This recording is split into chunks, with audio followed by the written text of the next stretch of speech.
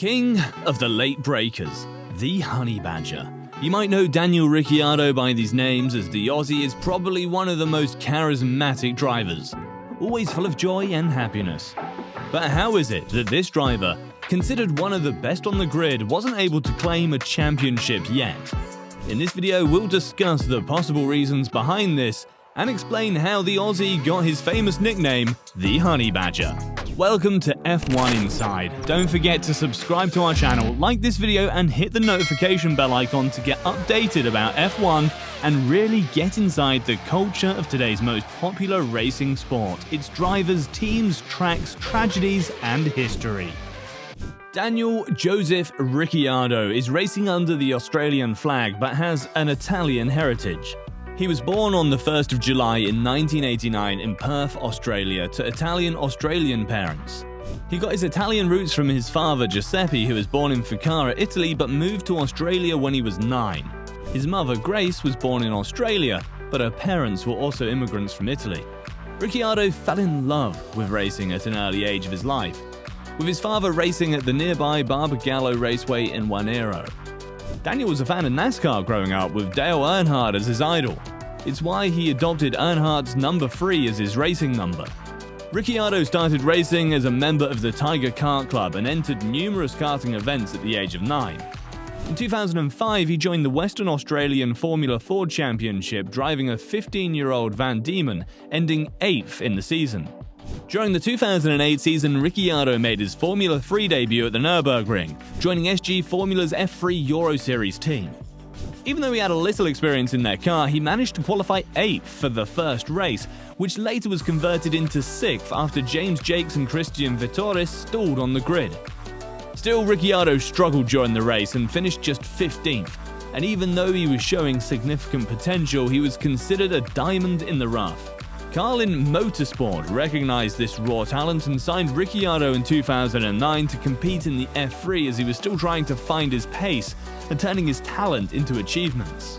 Then, on October 30th, 2009, Ricciardo was signed by Tech 1 to compete in the prestigious Formula Renault 3.5 series during the 2010 season, with Brendan Hartley as his teammate.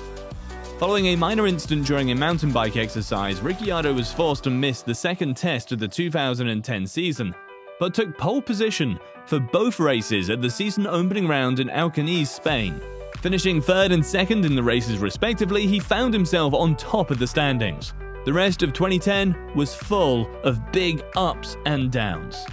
2 weeks after Spain, at Spa-Francorchamps circuit, he was relegated to the last position on the grid after being deemed to have hindered the laps of other drivers. In the next 2 races, he finished 13th and 5th, with the latter being converted to P2 because some front runners were penalised for infringing on the park firm rules before the race. 1 week later in Monte Carlo, Ricciardo secured his 3rd pole position of the season, finishing 0.3 of a second ahead of championship rival Stefano Colletti. The Aussie driver secured his first win at the following race, 1 place ahead of Colletti. This wasn't his only win that season, as he won the Hockenheimring and the Hockenheimring in an aggressive and dominating style. This style gave him the famous nickname, the Honey Badger, referring to him being sweet, funny and cuddly, but very aggressive when someone dares to enter his territory. The Australian Daniel Ricciardo was an upcoming force to be reckoned with. After winning his 6th pole position out of 12 races, Daniel's Tech 1 team boss Simon Abady praised his accomplishments, stating, "I am happy for Daniel because 6 poles in 12 races is good going, and I really hope Daniel wins the championship." Eventually, Daniel Ricciardo would start from pole 8 times that season, but sadly couldn't win the championship. Going into the final round of 2010, Ricciardo sat 3 points behind the championship leader Mikhail Aleshin and started P2. With only 2 laps left in the race and struggling for pace, Daniel was overtaken by rival Aleshin, that won the championship just 2 points ahead of Ricciardo. But perhaps the most memorable moment from that season was the spectacular crash from Ricciardo. At Silverstone, pole sitter John Lancaster collided with Daniel, sending him into a barrel roll, eventually landing on his wheels. As the community held its breath, Ricciardo stepped out of the car unharmed, but had to retire his car. But even though he didn't win the season, it refined the rough Australian diamond. On November 11th, 2010, it was confirmed that he would represent Red Bull Racing at the end-of-season Young Drivers Test at the Yas Marina circuit. Ricciardo stated in his fashion, "I can't wait to get another crack at driving Red Bull Racing's amazing Formula One car." It wasn't his first taste of an F1 car since he tested for Red Bull earlier in 2009, clocking the fastest time on the test by over a second. Because of this, Red Bull Racing's team boss Christian Horner suggested that Ricciardo maybe could become a test and reserve driver for the team. And Horner was only right for saying this. During the 2010 test, Ricciardo dominated the event, having the fastest lap being 1.3 seconds faster than the season's world champion Sebastian Vettel. This didn't go unnoticed, and days after the season, Ricciardo was confirmed as Red Bull's sister company, Toro Rosso's test and reserve driver for the 2011 season. This allowed him to participate in the first free practice session of each race weekend. Franz Tost, Toro Rosso's team principal, even stated, "Having a hungry youngster on the books will keep our current driver pairing nice and sharp." On June 30th, 2011, Ricciardo was contracted by Hispania Racing by Red Bull Racing for all the remaining races of the 2011 season, and the Aussie made his official F1 debut at the British Grand Prix, the circuit where he had his crash the year prior.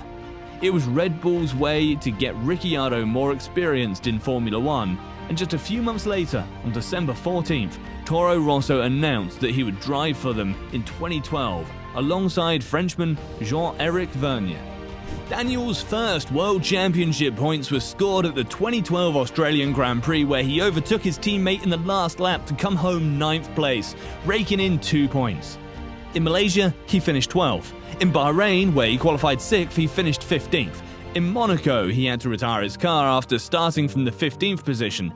Still, in 2013, Ricciardo outscored his teammate Vergne by 7 points, outqualifying him over 3/4 of the season, and this helped promote him to Toro Rosso's senior team. Red Bull Racing replaced fellow countryman Mark Webber and now driving alongside four-time world champion Sebastian Vettel in the 2014 season.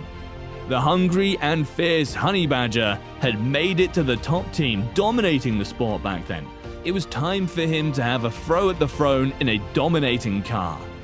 Many highs can characterize his Red Bull career from 2014 to 2019, but again, many lows that obstructed his road to the championship title as well. The Honey Badger was able to become the 4th Australian with a Grand Prix win, receiving the Laurie World Sports Award for Breakthrough of the Year, winning battles and Grand Prix from legends such as Hamilton, Vettel and Alonso, with the latter describing Ricciardo as very, very smart, very respectful.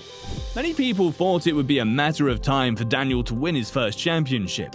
Still, due to technical challenges Red Bull had to deal with, the Australian driver experienced engine failures many times, had to retire his car at some Grand Prix, got disqualified because of a technical infringement, and had to deal with a new teammate, the equally, if not even more aggressive driver Max Verstappen.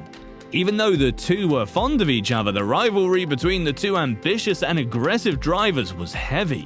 Tensions started to build, resulting in a rather foolish collision between the two drivers, retiring both from the Azerbaijan Grand Prix. It's hard to deny that Ricciardo must have felt it was his time to become the world champion after his rocky road to success of the years prior. And now, feeling overshadowed by the young Verstappen, he decided to part ways with Red Bull to drive for Renault in 2019 and 2020. But ever since Ricciardo drove for Renault, it seems like it wasn't the aggressive Honey Badger the F1 world knew and loved. He had to retire his car many times, was in numerous collisions with other drivers, and only had 2 podium finishes. Still, these 2 podium finishes were the first in 9 years for Renault to climb the podium, and it was Ricciardo who was able to realise it for the French constructor. For the 2021 season, McLaren was able to get Ricciardo to replace Carlos Sainz, who had signed with Ferrari. McLaren, lacking success while being a legendary F1 team, was pleased to have such a promising and experienced driver.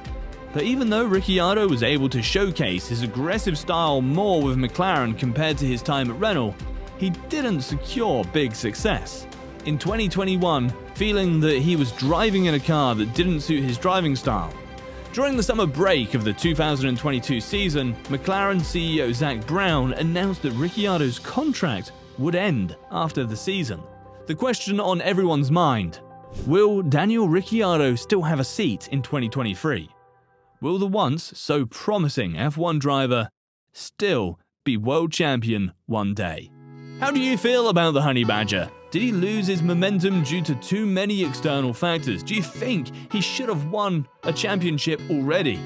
Leave it in the comment section, and don't forget to like the video, subscribe to our channel, and hit the notification bell icon to get updated about everything that's Formula One. We are F1 Inside, and thank you for watching.